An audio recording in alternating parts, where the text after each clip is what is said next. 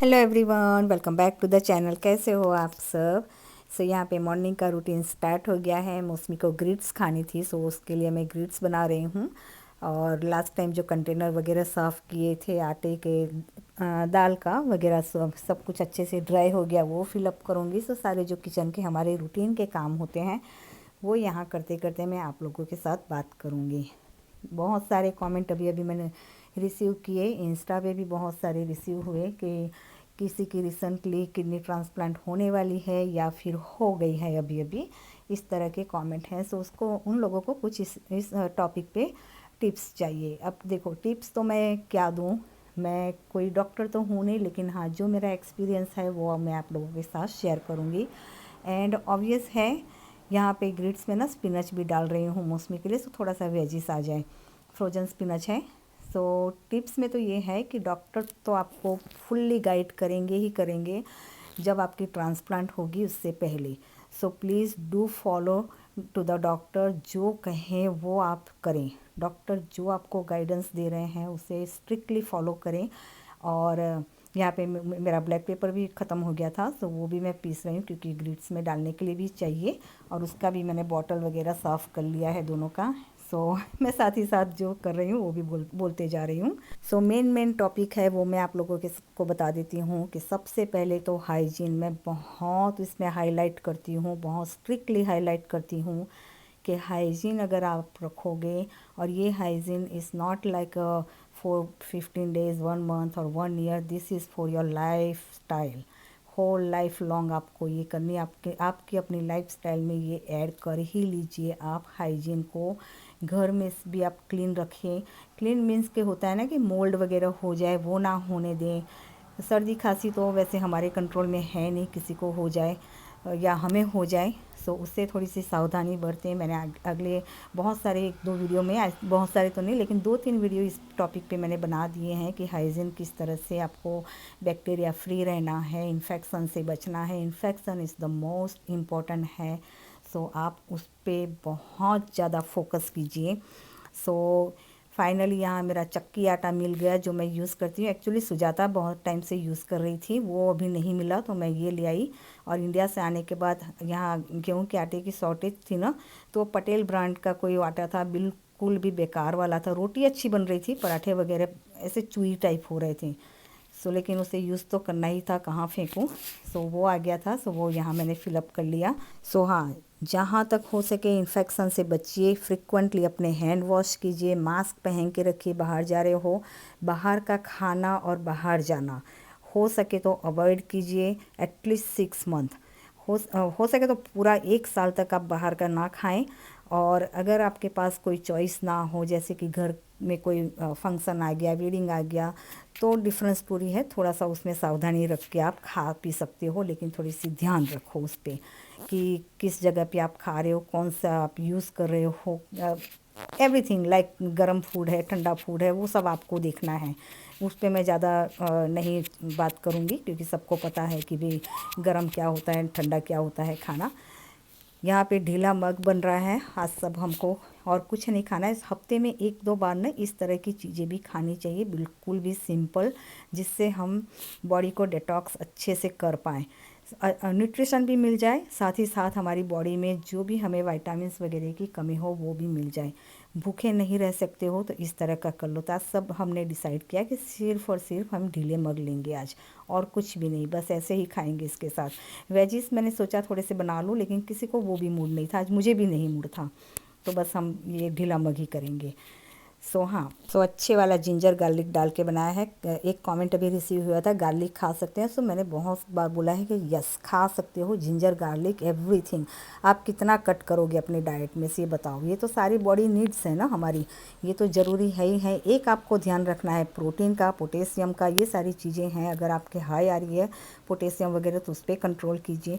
Protein definitely, जिसकी kidney transplant हुई है और स्पेशली अभी रिसेंटली हुई है या होने वाली है, ये ज़रूर से मेरा एक शायद ये डॉक्टर आपको नहीं बताएंगे, शायद में भी ना बताएं कि भी रात के टाइम हमारे इंडिया में क्या होता है कि, या इंडियन घरों में होता है कि नाइट टाइम में ना हमारे यहाँ कठोर बोलते हैं हम, जो कि ये जितने भी ड्राई बीन्स वगैरह होते हैं ना वो नाइट टाइम ज़्यादा बनते हैं। सुबह के टाइम रोटी सब्जी हो गई ये बन जाते हैं। सो नाइट को ना ये बीन्स वाली चीज़ें अवॉइड कीजिए, क्योंकि वो हमारी बॉडी डाइजेस्ट नहीं करती है, स्टोर करती है ये सारी चीज़ें। सो हो सके तो सूप वगैरह ले लीजिए, अथवा तो आपको दाल बनानी है ना तो एकदम से पतली दाल, बिल्कुल भी पतली, वो वाली ले लिए। सिर्फ नमक ब्लैक पेपर डाल के, ज़्यादा मसाला नहीं, रात के टाइम में मैं बात कर रही हूँ। सो इससे क्या होगा, प्रोटीन इंटेक इतना आपकी बॉडी में होल्ड नहीं करेगा। अदरवाइज़ आप रात को भी बीन्स खाओगे ना तो वो डाइजेस्ट नहीं करेगा, सच बता रही हूँ मैं। और मेरी कहीं ना कहीं भगवान का तो हाथ है ही है मेरे ऊपर, मैं इसमें कोई भी अपना क्रेडिट नहीं ले रही हूँ, लेकिन भगवान से ही कहीं सजेशन मुझे मिला होगा कि नाइट का फूड मैं अवॉइड करूँ, और ये मुझे काफ़ी हद तक हेल्दी रखा है इतने सालों तक, सच सच मानिए। आज भी मुझे ना कई बार, ये लोग घर में होता है, फैमिली होती है तो रात में कई बार कुछ अच्छी चीज़ें बन जाती हैं तो दिल कर जाता है तो खा लेती हूँ, फिर मुझे बड़ा सफ़र करना पड़ता है। मीन्स ऐसे कोई लैब वर्क में वो नहीं आता, 1-2 दिन खाने से कोई ऐसा इश्यू नहीं होगा। अथवा तो हम कहीं पार्टी में चले गए, बाहर शादी में चले गए तो रात का खाना हो जाता है कई बार, क्योंकि हम भी इंसान हैं तो दिल कर जाता है, इतना कंट्रोल बाहर जाने के बाद नहीं कर पाते हैं। सो मुझे अपने आप को ना वो ब्लोटिंग वाली, हैवी वाली फील होने लगती है, क्योंकि खाती नहीं हूँ इस वजह से। सो डेफिनेटली नाइट का आप अवॉइड कीजिए हो सके तो। हम लोग यहाँ पे जो स्प्रिंग वाटर है ना वो लेने जा रहे हैं, और कुछ 1-2 काम है बाहर, वो करने जा रहे हैं अभी। सो बस यही है। एक आध कमेंट और आया था कि कब से काम स्टार्ट कर सकते हैं, छोटे बच्चे हैं इस हिसाब से, तो वो मैं अगली वीडियो में शेयर करूँगी, क्योंकि एक ही वीडियो में सब कुछ ना फिर बहुत कॉम्प्लिकेटेड हो जाता है, कन्फ्यूज़न हो जाता है, जिसकी वजह से कई बार फिर बहुत सारे फिर आई डोंट नो, आप लोग शायद कंफ्यूज होते हैं या मैं एक्सप्लेनेशन करने में कंफ्यूज हो जाती हूँ, जो आप लोगों को समझ में ना आए हैं। सो वो अगेन एंड अगेन मैं क्वेश्चन रिसीव करती हूँ, सो वो मैं बाद में शेयर कर दूँगी हो सका तो इसके बाद। सो यहाँ पे ब्लैक पेपर दोनों साबुत वाले और पिसे हुए दोनों मेरे खाली हो गए थे, और धो के मैंने अच्छे से सुखा के इसमें भर लिया है, जो मैंने पीस के रखा था सुबह वही वाला। सो एनीवे ये हो गया, हाइजीन का एक हो गया, प्रोटीन इंटेक को वॉच करना है, पोटेशियम रिसेंटली जो फ्रेशली ट्रांसप्लांट हुआ है, और सारी चीज़ 6 महीने तो आप बिल्कुल भी बाहर का खाना भूल जाए, बिल्कुल भी अपनी लाइफस्टाइल, कहते हैं ना एक क्या बोलते हैं, थमा सा दो, हम बोलते हैं गुजराती में कि थम सी गई है लाइफ, वो वाला आई डोंट नो कैसे एक्सप्लेन करूँ मैं। मीन्स अपनी लाइफ को ना पॉज कर दीजिए 6 महीने के लिए, कि बिल्कुल भी बाहर का खाना नहीं खाना है, बाहर जाना नहीं है, अनलेस इज़ वेरी इंपॉर्टेंट हो तभी। मास्क पहनिए, बहुत सारा ध्यान रखिए हाइजीन वगैरह का। सो यहाँ पे माता जी की नवरात्रि स्टार्ट हो रही है संडे से, उसकी डेकोरेशन यहाँ मैं कर दे रही हूँ, जिससे फिर मुझे ना लास्ट मिनट में मंदिर क्लीन करना रहे और माता जी की स्थापना करनी रहे यहाँ पे। सो मैं और मौसमी यहाँ मिल के कर रहे हैं, जितना मेरे पास ओढ़नी वगैरह थी, कुछ पुरानी कुछ नहीं, उससे ही डेकोरेशन कर रही हूँ, घर की चीज़ें हैं उसी से ही। सो बस ये डेकोरेशन करते करते कुछ आप लोगों के साथ बातें भी कर लूँगी। सो ट्रांसप्लांट होने के बाद सबसे पहले तो ये होता है कि आपको हॉस्पिटल में ही वॉक कराया जाएगा, स्लो वॉक, बहुत ही ब्रीफ वॉक लीजिए, और वो डॉक्टर नर्सिस आपको कराएंगे ही कराएंगे। लेकिन घर पे जाने के बाद भी अभी कोई भी तरह की फास्ट वॉकिंग ना करें, ना ही कोई हैवी लिफ्टिंग करें, क्योंकि ये जो टाइम होता है ना बहुत डेलिकेट होता है, बहुत कॉम्प्लिकेटेड होता है। लेकिन हाँ, डरना नहीं है, लड़ना है। मैं हमेशा कहती हूँ कि डरना नहीं है बिल्कुल भी, अपने दिमाग से डर निकाल दीजिए, क्या होगा, अच्छा ही होगा।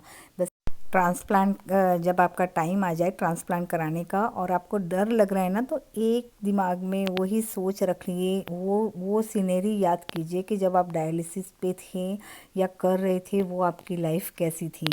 सो डेफिनेटली उससे 100 टाइम्स बेटर ही होगी आफ्टर ट्रांसप्लांट। बस थोड़ा सा खाने पीने में ध्यान रखिए, साफ़ सफाई में ध्यान रखिए, जैसे मैं कह रही हूँ हाइजीन वगैरह में ध्यान रखिए, पानी खूब सारा पिए आफ्टर ट्रांसप्लांट, वो हमारी लाइफ का हिस्सा बना लो।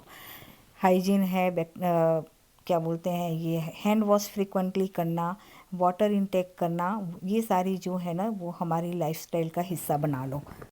ट्रांसप्लांट के बाद स्लोली वॉक करना स्टार्ट कीजिए। हॉस्पिटल में तो डॉक्टर वगैरह करवाएंगे ही। मैंने हॉस्पिटल में मैं 1 महीने रही थी, फीवर हाई फीवर वगैरह था मेरा। सो मुझे 1 महीने रखा गया था। सो मेरे सराउंडिंग जितने लोग थे ना, मीन्स अगल बगल वाली रूमों में, जो जिनका किसी का फर्स्ट टाइम था मेरे जैसे ट्रांसप्लांट, कई लोगों का सेकंड या थर्ड टाइम था। सो डेफिनेटली मैं भी थोड़ा सा डर जाती थी सेकंड थर्ड टाइम जिन लोगों का होता था। और वो लोग बोलते थे कि 14 ईयर इज़ द मैक्स होता है ट्रांसप्लांट के बाद न्यू किडनी, उसके बाद किडनी फेल हो जाती है। सो कुछ इस तरह की चीज़ें सुनने को आए ना तो डर लगता था। लेकिन बस हिम्मत बहुत सारी चाहिए इसमें। सच बताऊं, हिम्मत भी हमारी जो है ना वो सबसे बड़ा हमारा सहारा ही हमारा हिम्मत है। सो हिम्मत हार गए तो सब कुछ हार गए। बस ये ध्यान रखिए। सो वॉक लीजिए। आफ्टर ट्रांसप्लांट आपको हैवी लिफ्टिंग नहीं करनी है और वॉक बहुत स्लो रखिए। 2-3 महीने के बाद आप आराम से थोड़ा स्पीड पकड़ सकते हैं। अपनी बॉडी को इतना क्या बोलते हैं कि जोर मत दीजिए चलने करने में, लेकिन हाँ वॉक डेफिनेटली लेते रहिए। और जिनके छोटे बच्चे हैं और आपके पास कोई भी नहीं है आपके हेल्प करने के लिए, जैसे कि मदर हो गए या मदर इन लॉ हो गई, इसको कोई भी आपके बच्चे को कोई टेक केयर करने वाला नहीं है, सिर्फ आप ही हो, तो थोड़े दिन के लिए कहीं कुछ तरह से मैनेज कीजिए, हफ्ता 2 हफ्ता, कि आपके किड्स को कोई रख सके। बेबी सिटिंग डे केयर अब तो बहुत सारे ओपन हो गए हैं। सो वहाँ कुछ मैनेज कर लीजिए इस तरह इस टाइम पे, बस हफ्ता 2 हफ्ते के लिए, जब तक कि आपके स्टिचेस ओपन ना हो जाए। उसके बाद तो आप डेफिनेटली आप अपने किड्स को अपने हैंडल कर ही लोगे। हाँ, बेबी को कैरी मत कीजिए, उसे गोद में मत लीजिए अभी। और हाँ, पानी खूब सारा पीजिए, वो खूब सारा मीन्स खूब सारा पीजिए, जिससे जितनी दवाई की साइड इफ़ेक्ट है ना वो कम हो सके और किडनी हमारी फ़िल्टर होती रहे। सो पानी का भी एक मेन रोल होता है हमारी लाइफ में। कई लोग पूछते हैं कितना पीना चाहिए, वो कोई माप तोल के ना पिए, एटलीस्ट 2-3 लीटर तो होना ही चाहिए। लेकिन डिपेंड कि आप कितना खाना खा रही हो, बहुत सारी कैलकुलेशन है इसके पीछे कि आप कितना सॉल्टी फूड खा रहे हो, कितना टाइम खा रहे हो, उस हिसाब से आपको बॉडी का मेंटेन करना होता है, वाटर का इनटेक मेंटेन करना होता है। क्योंकि 2-3 टाइम आप सॉल्टी फूड खा रहे हो तो ऑब्वियस है उस हिसाब से आपको पानी इनटेक भी ज़्यादा करना पड़ेगा। सो मैं इस वजह से कह रही हूँ कि आप कितना खा रहे हो डिपेंड है उसके ऊपर आपका वाटर इनटेक। सो बस इस वीडियो का मैं यहीं एंड करूँगी, और कोई क्वेश्चन हो तो आप मुझे पूछ सकते हो। चलिए फिर मिलते हैं, टेक केयर, बाय।